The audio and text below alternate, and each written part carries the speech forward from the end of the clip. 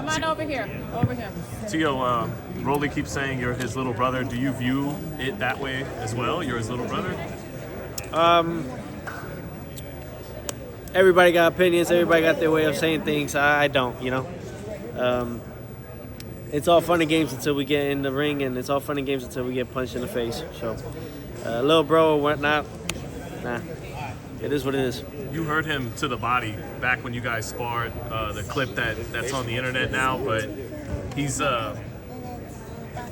changed a lot in his style since then. He's a lot more patient with Ishmael Salas, man. Does that make him a more difficult fight than the slugger that you used to spar with?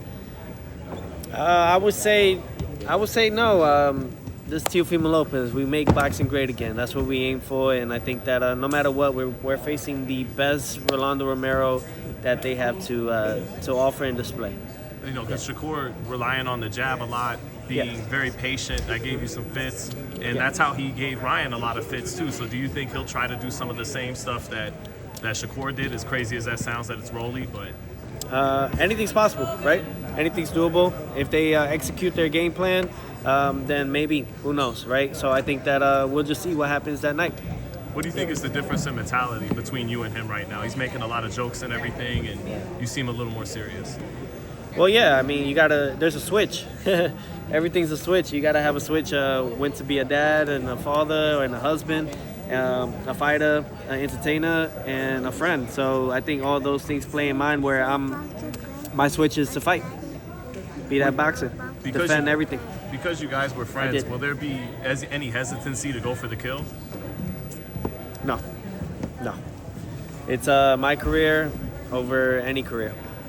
Is that how you want to end this chapter between you guys? Whatever bad blood, you want to knock him out? Whatever happens that night is gonna happen. It's already decided. I think that really it's just that we need to put the paws on each other just to end the discussion. Well, you said there was some beating around the bush, but it still hasn't been told to us what any falling out was about. Are you still harboring something towards him that you want to put an end to in the ring? What happened there? No. There's nothing really in the ring that's ever occurred. Maybe it's things outside. I think that he's at the position now that he probably wanted when he saw me in that position. That's just my only assessment on it. So I think that I got to defend everything and make a statement that, yes, you might have wanted what you have today, but I've been that before the days I received them.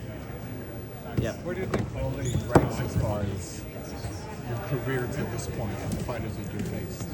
He's gonna fight. He's a fighter, man. Rank-wise, I think definitely in my. Honestly, I don't even know, man. A fight is a fight, man. It depends on what fighter am I gonna be that night.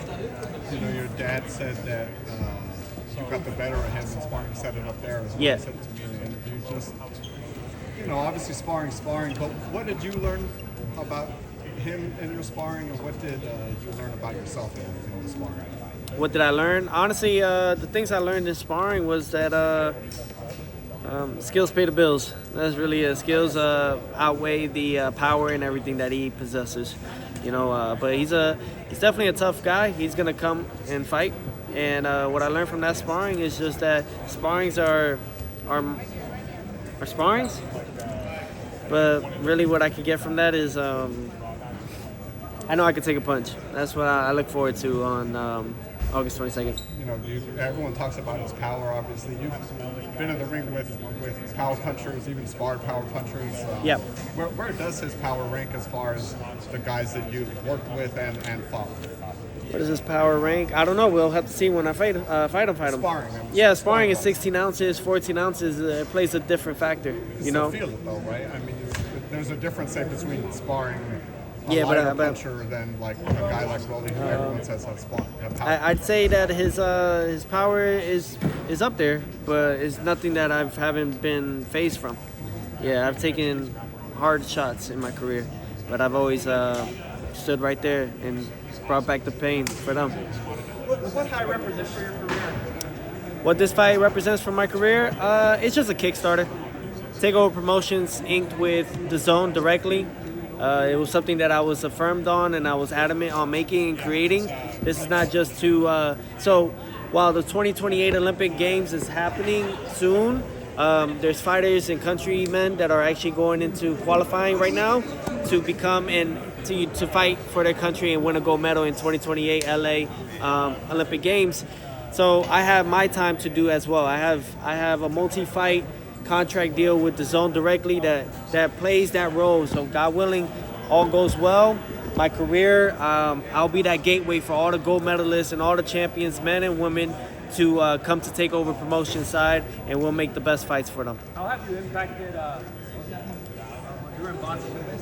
I think I've impacted more than just the Honduran boxing. I am their pride. I am their champion. I am their catracho.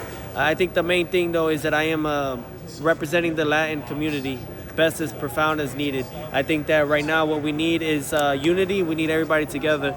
But the most important part of it all is that when you are a champion in one country of Central America, you're a champion to all of them and all the rest of the other six.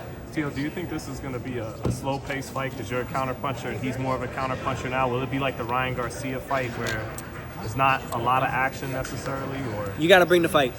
You got to bring the fight. You got to put the tempo. You got to push forward. I can make it a technical fight, but I think in this type of situation, it's put up or shut up for a reason. So we're either gonna put up our best, or that's the rest. how do you make the fight? How do I feel at 147? Yeah, these things. I'm very grateful for the situation that happened with me and Shakur, because everything that I already knew, I should have just went along with, and that was trust my instincts. My decision, I should have moved to 147 a year ago, but we're here now, and we haven't missed a beat. With the victory overall, My road right now, my goal is road to undisputed at 147, which is the welterweight division. We're gonna grab all the belts and become a 3-time undisputed world champion, but it'll be a first time for all the casuals. How do you? Are you done with Top Rank? I know you and I spoke in New York, and you said that you weren't a Top Rank fighter. The day before, I had talked to Bob. He had said that he was kind of waiting on your team to come to him. So what happened with you in Top Rank? Are you still in Top Rank? What's going You see the banner behind, you see the step and repeat, you see all that? There's your answer. There's your You're answer. not associated with Top Rank at all anymore? TGB Promotions associated with Takeover Promotions. There was some rumors of you going to. what is it to have your kids around for the mental state going into the fight? I've been in the gym and I've been around Canelo Alvarez. He had his daughter there and his wife while he was training, getting ready to fight in Saudi. I think it just it kind of sets the melatonin, right? The in your body, it kind of calms everything down. Just for a moment, you need that, right? Some things like this, cameras in your face, going out here promoting, doing the things that we need to as entertainers and as fighters and professionals. That also brings us back to our ground. You seen you working out at the Mayweather gym and working Yeah. out with Mayweather? Yeah. How did that come about? What are some things that you took? Rode to Mayweather again, and he said, "Champ, come by." He hit me up at like 2 in the morning, and we did our work, so and then that's where everything started from there. Yeah, of course, I got you. What was that work with Mayweather like? Talk to us about it. He's a technician, man, but he's a hard worker, man. Basically about to touch 50, and the man trains like he's 25. He's a hard worker, man. He doesn't stop. He doesn't rest. Doing miles, running, and keeping a good pace. I mean, the guy is a machine. Whether people want to talk whatever they want to talk about outside of his work ethic, the man put in the work to be where he is. You sparred? You guys sparred, or you just? I let everybody just, I wait for Champ to disclose that part. Yeah. Speaking about promoters, you see a lot of managers and promoters airing stuff out on Instagram and on social media. What's your opinion about that? Of what, promoters? Like when promoters and managers start talking about negotiations on social media, what do you think about that as a fighter? Is that a good thing? Is that a bad thing? I think that you got to know how to sell, and if you want to negotiate, you can't ask and demand things if you don't have the supplies. You got to supply that. You can't demand things and you don't supply nothing. So I think that's the biggest factor. I want people to understand that. Me at 28, the reason why this deal happened with Takeover Promotions directly with the Zone, and this is a 20 million plus deal, but the reason why this happened was because I supply and I demand. And a lot of these young fighters need to understand not everybody's going to get this opportunity. Oscar De La Hoya was able to do it because he supplied and he demanded. He was a American Mexican and a gold medalist and all the other great things. So you got to first look at your market, and from there, that'll be your thing. But if all these fighters are talking on Twitter, how many of you guys are entertained on that? Has it been played out? Can I hear like a yes? Yes? That's where all the best fights happen. On Twitter. But do they? Yeah. Because they're all friends. You know what I'm saying? Like when you alluded to it up there, like, yeah, we're friends, but we gonna make a fight happen. The thing is that that's where the line crosses. I believe. Look, I broke the benchmark in January 2026 against Shakur. We oversold Madison Square Garden over 1,000 seats more than the Ali Frazier one, right, in 1971. So I think all those things play into matters of they were both undefeated, they were in their prime, they were in their time. Ali lost, but Muhammad Ali is who Muhammad Ali is for a reason, right? I think that people misinterpret how I mentioned that, but that's my goal. My goal is to become the new motivation, the new guy to follow on, basically. You know, it's not about how you lose, it's how you come back. Tio, you gave him some gifts. You gave him a mask, Yeah. feet, and a duck that he yelled out, "What's Haney doing here?" Yeah. Did that surprise you? No. Rolly's a different character, man. He's odd. He's his own all duckling, man. He does what he does, man. I think that's what makes it this much more entertaining. Okay, Haney versus Keyshawn Haney. My thing is, I'm kind of confused. That thing they did tell me that. So I thought Haney was the super WBO, but they didn't elevate him, did they? No, he's just WBO champion, and Just Keyshawn's is WBO? mandatory.